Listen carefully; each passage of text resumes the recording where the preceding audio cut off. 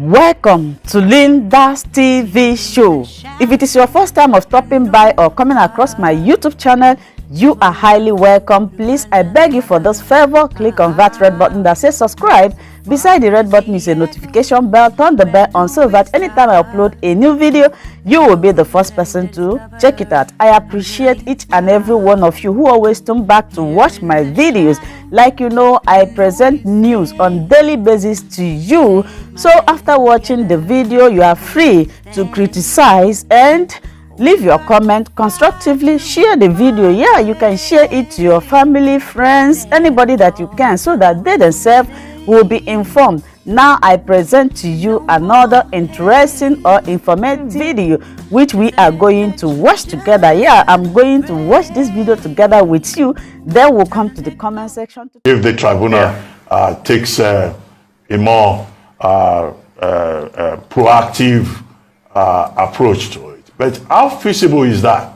Considering the fact that election petitions have time limitations, they have a time frame. The Constitution talks about 180 days. When you appeal, you have 60 days. And then we're dealing with an election in which you probably have over 10,000 polling units. How do you do all of that within 7 days and before May 29? Shouldn't you be recommending that the Constitution has to be reviewed first? That challenge about time limitation should be addressed and properly defined. Otherwise, how would the courts do it in 7 days or before May 29? Yeah, thank you very much. No. There's a context in which I've recommended that we should finish the petitions as fast as possible, and I think 7 days is a good time to go. The fact that the Constitution prescribes a time limit doesn't mean that that time limit must actually run. So the context of my call is that the polity is overheated. The other day, the Minister of Information is accusing Mr. Peter Obi of treason. People want interim government, all kinds of things going around. There's a whole shebang of things that seems to want to destabilize Nigeria. The DSS is shouting that there are people who are all over the place doing things. And the simple problem is just to resolve the election petitions. So the question is not whether it is doable, it is whether it can be done. So I start by saying that the judicial philosophy of Nigeria is about 100 years old. Nigeria is not known for speed. Why is it possible that Ghana finishes its own election petition in 30 days? So why can't we also do it here? Why should we have 360 days to do something that is fairly simple? So the new international gold standard, and I sit as a senior arbitrator in the City of London, and what we do is we apply case management. So my first recommendation is to say, the issues presented to the tribunals, are they amenable to quick resolution? And I think there are 3 issues which you've outlined that are amenable to quick resolution, one way or the other. Now, under the Kenyan procedure, those questions that I've set out are decided in exactly 1 day. So if I was the presiding judge of the tribunal, I would give 2 hours to the petitioner to establish the case whether 25% of FCT is relevant in the consideration of who is the president or not. I would give time to Mr. Tinubu's people to reply, and I'll deliver a ruling at 6 p.m. What's the difficulty? These are purely matters of law. So it is absolutely feasible. If those 3 questions do not succeed, then the part A of the petition would be now to do what you say, take the issue of electoral malpractice, which I concede will be a lot longer. But I have a strong feeling that those 3 questions I have set out can resolve the petition one way or the other, and it can be done in 7 days. If Kenya can do it in 14 days, why do we need 360 days to do our own? Are we not more highly judicially educated than Kenya? So come on, and I also would, without criticizing the lawyers in the petition, since they filed the petition, I haven't heard anything from them. There's all sorts of procedures by which you can front load a case, push it, set out procedural issues, set out jurisdictional issues for the tribunal to determine. That's number 1. 2, the tribunal itself can, of its own motion, suo motu, raise questions. So we've read all these petitions, and we think we can dispose of this petition if we set out some questions that, if taken, can resolve the entire thing. I'm concerned that the politics is overheated, and the way to go is to see if we can get the petitions resolved before May 29. The elections were in February. That's about 4 months. What's the difficulty about resolving these cases well before the handover? Kenya has a procedure whereby they lay out a policy. There shall be no inauguration until the petitions are complete. And in the OAS panel, which I was a member, we set out that procedure.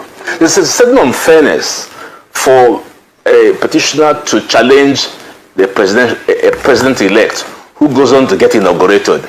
That's what's causing all the problem. So let's give it a go. Let the judiciary give it a go. Let the lawyers in the tribunal give it a go to see whether we cannot accomplish what I've described in my letter. So that's the basis of my letter.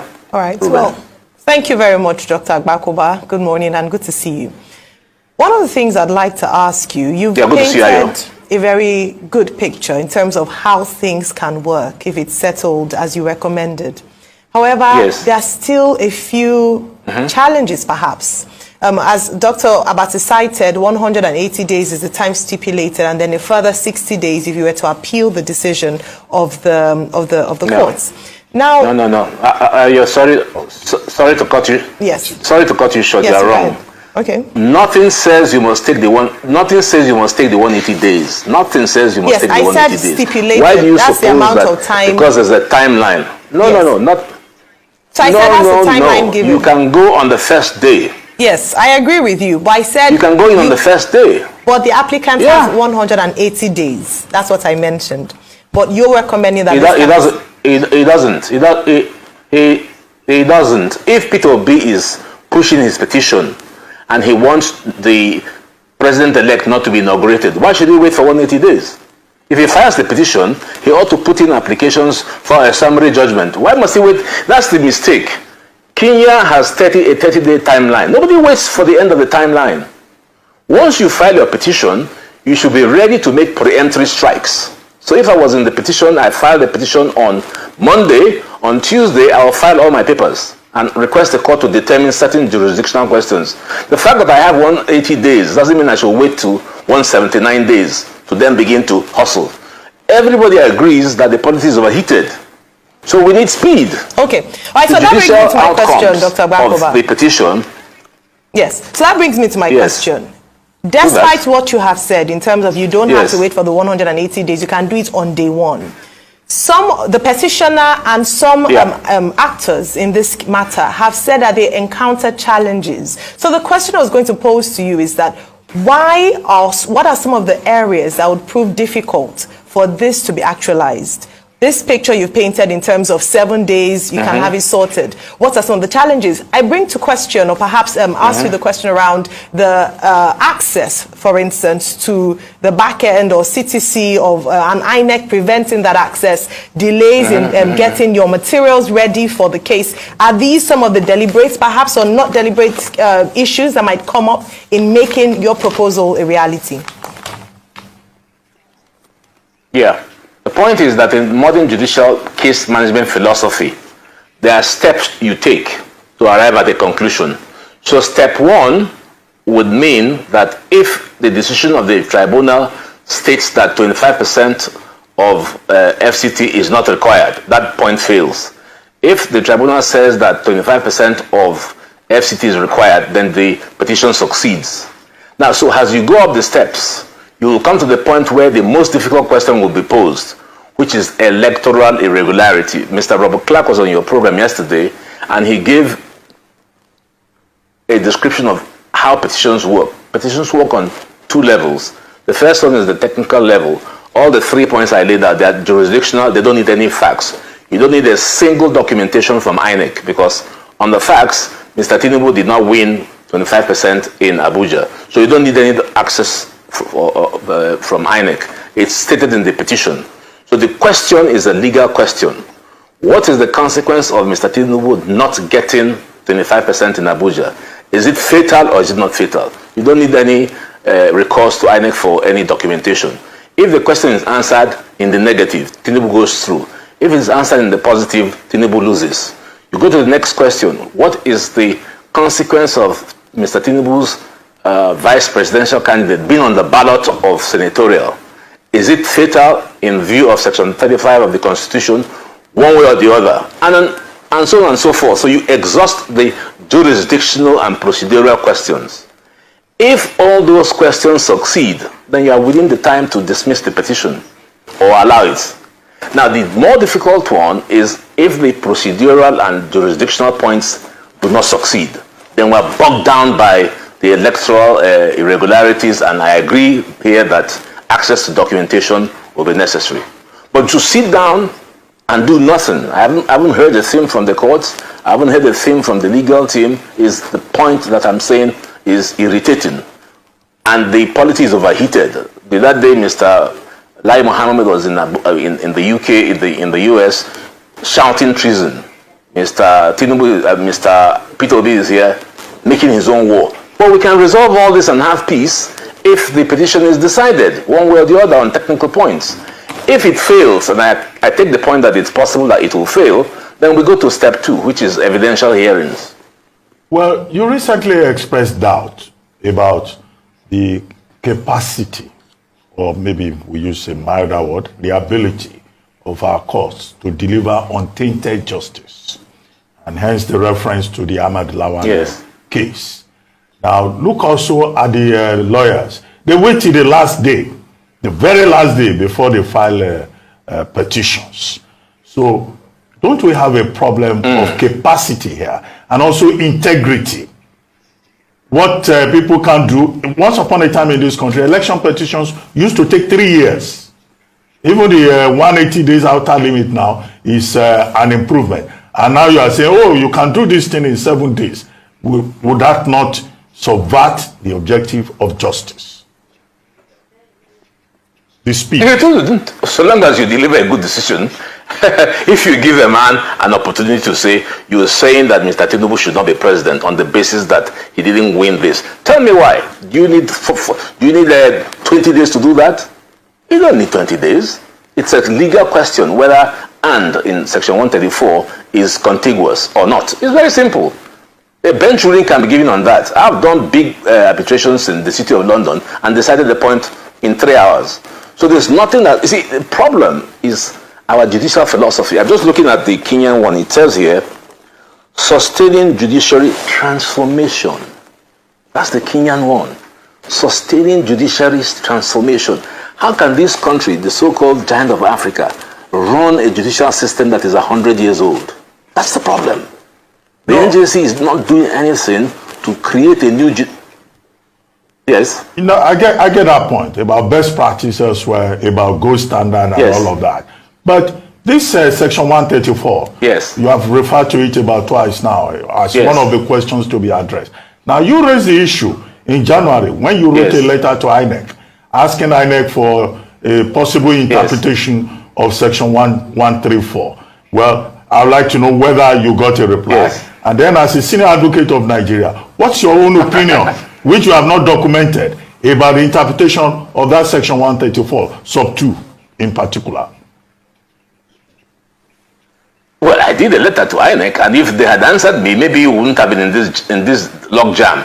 But I had an interview. They didn't reply, by the way. But I had the closest they came to reply was an interview I did on TVC with my good friend Festus Okoye, and he admitted that it was an issue that required to be resolved. And I was surprised that they did nothing. My own view is that Section 134 applied literally, because the rules of interpretation say if you read something and it's so clear to you, then you don't need to interpret it. The thing says you must win a quarter of the votes in 2/3 of 36 states. And so what do you want to say? The answer is obvious. So the presidential candidate does not have to get 25% in FCT. Otherwise, it will amount to an absurdity. If he already has 25% in, say, about 28 states. No, I didn't say that. I said no. I want you to break it down. 25%. I want you to break it down in a way that the ordinary man. I've just broken it down. No, let's apply. I've just broken it down. Ruben, I've broken it down. You want to put words in my mouth, which I won't accept. It's so simple. You get a quarter of the votes in 25%, in a quarter of the votes in 2/3 of 36 states. That is what the law says, which is 24. So that's one part of it. It goes on to say, and. What does that mean? And the FCT. So as far as I'm concerned, you must also win 25% in the FCT. But that's not for me to say, because I'll be judging what is before the tribunal. So we think the tribunal can answer this question quite easily in 1 hour. That's my point. Quite easily. All right. It's not a difficult question to resolve. All right. Well, Dr. Bakoba, you also talk about, just going back to... By Alhaji Lai Mohammed, Minister of Information and Culture. Yes. The effect that Mr. Peter Obi and his running mate, Dati Baba Ahmed, have made statements that could make them liable for treasonable felony. And then the second thing, yes. The second thing will be what you think of all this general talk about interim national government and the DSS coming forward to say, well, that's a taboo subject because it will amount to subversion. Yes. Yes. Yeah, but you see, the problem is because there's a strong feeling that Mr. Tinubu will be sworn in and the petitions are running.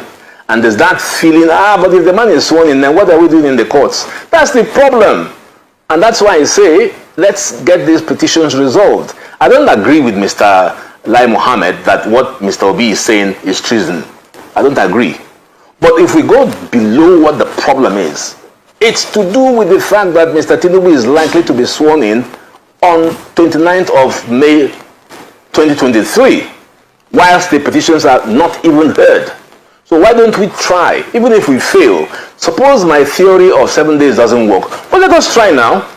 Let's try to see if we can get it going. And if we get it going, that is a plus for everybody. Why must we be in this continuous political, quagmire of everywhere is in confusion? I really would urge the tribunal and legal team on both sides to do their possible best to push this case to the possible limit where we can see if there can be a conclusion before the swearing in. But clearly, I have said that I do not believe, and the Constitution does not recognize anything like an interim government. It's a total contraption.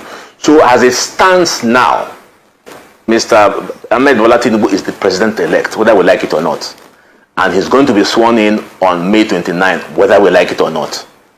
Many guys are going to be unhappy because they will say we have petitions. So in order to balance out justice, could we please get these petitions, if they can be resolved before that date, so everybody is happy? If Peter B loses, then he goes home and knows he's lost. But why hang the thing?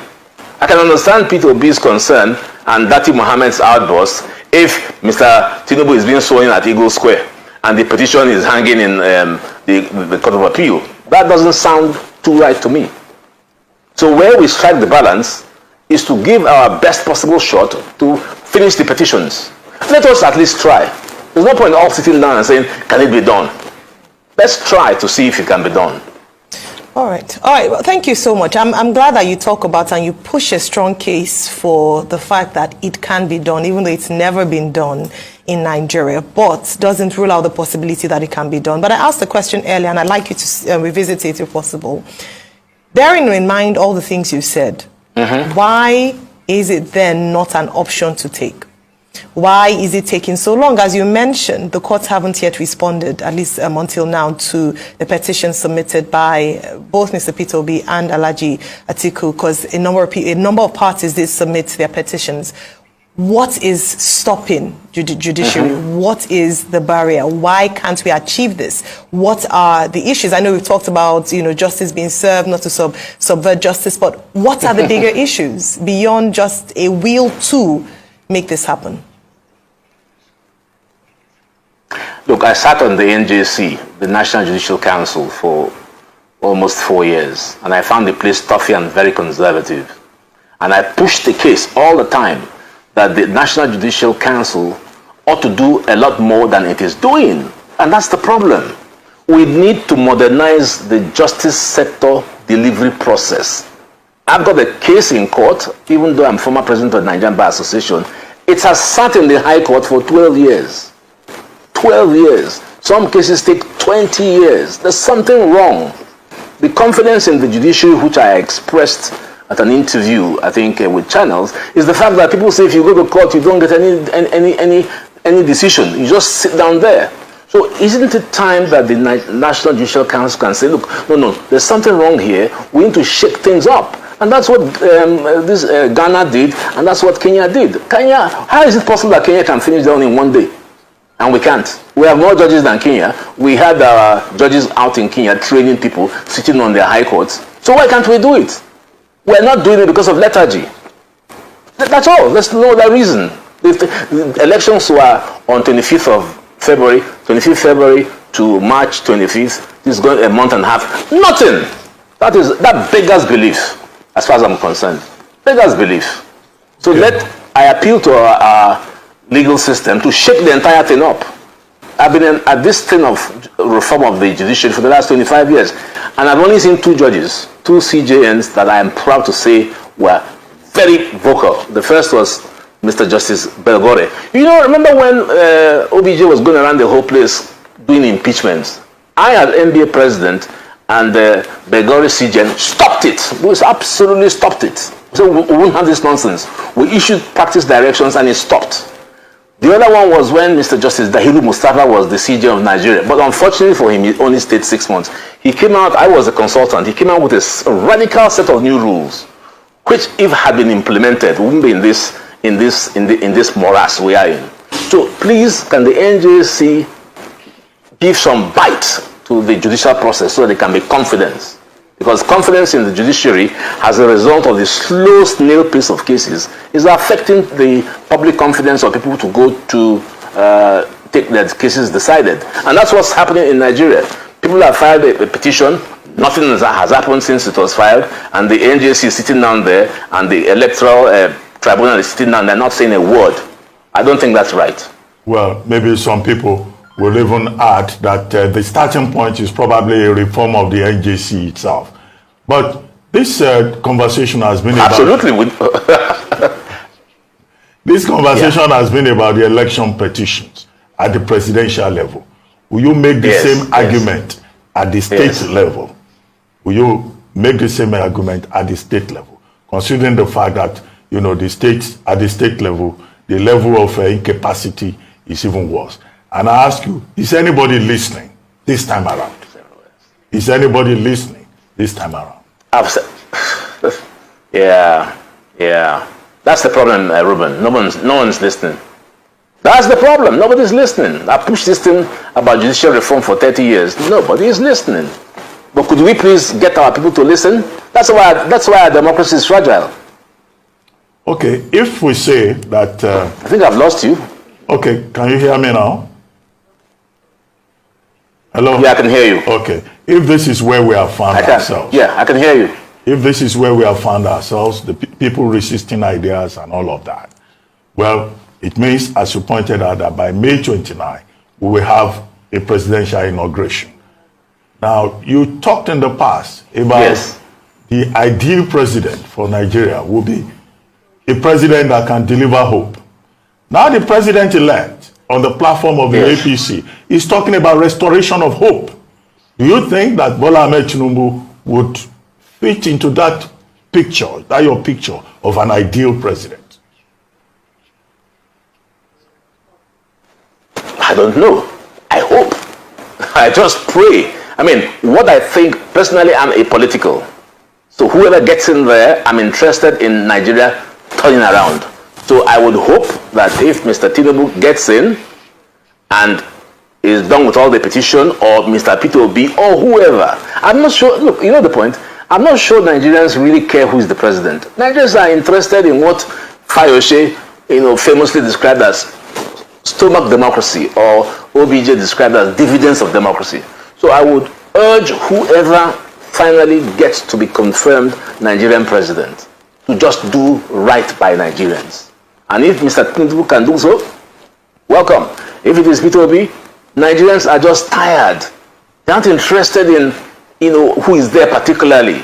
They're interested in how development can come, how the healthcare system can be turned around, how you can create jobs, how you can push back on employment, how you can increase the debt to revenue profile, how you can make Nigeria a country where we feel blessed and we don't have people, running away. Nigeria has the potential to be a great country, but we need leadership. So if Tinubu can bring it, fine. If Mr. Peter B can bring it, fine. I have no political preferences. My only concern is that Nigeria ought to be a great country. And I think it can be a great country. Right. But it's losing the ability to be a great country. That's the problem. Okay, so I must touch on this interim government. I know you talked about the fact that what Alhaji Lai Mohammed had said with regards to Mr. Peter Obi is largely unfounded in terms of it being treasonable. But you have spoken about this DSS's talk about some people, no names mentioned, trying to find a way towards an interim government. And you talk about there being no constitutional provision for one. In the 1999 Constitution, there is no provision for an interim government. However, this term has been bandied a lot in the last few weeks. In fact, perhaps even before the elections, here and there, that if this doesn't happen, there'll be an interim government. Yeah. What should the government be doing? They haven't released names, as to who is. They said it's going to be through protests, unrest, making, the nation ungovernable, and then going to an interim government before a swearing-in can happen. What's your take on this? If there's no provision for it in the Constitution, who are the people clamoring for it? How will this? How do they hope to go about doing this? And how can this be nipped in the bud? Yeah, see, but that's the whole essence of what I've been saying. The problem is what we call in logic cause and effect. The cause of all this cry for an interim government and the response by Lai Mohammed and the DSS is because they want Mr. Tinubu to be inaugurated by May 29, irrespective of the decision of the tribunal. The other guys don't want because they think it's unfair. That's the real problem. That's the real problem. So I'm not really concerned with, the call for interim government, which I think is unconstitutional. My concern is I've identified the problem as if I were a medical doctor. And I can see that if we really resolve the petition, then the issue of, okay, look, if the petition comes down on a decision on 23rd of May, then we have no problem. And we're all here moaning. Every day we hear something new, interim government, treason. No, come on, let's give it a shot. That's my point. Alhaji Lai Mohammed in the US yesterday was telling his audience that his mission was to balance the narrative. And he told his audience that this 2023 general election that we have had has been the best election ever conducted in Nigeria, the most authentic, the fairest, the most credible, and that Bivas was a game changer with about 97% service delivery.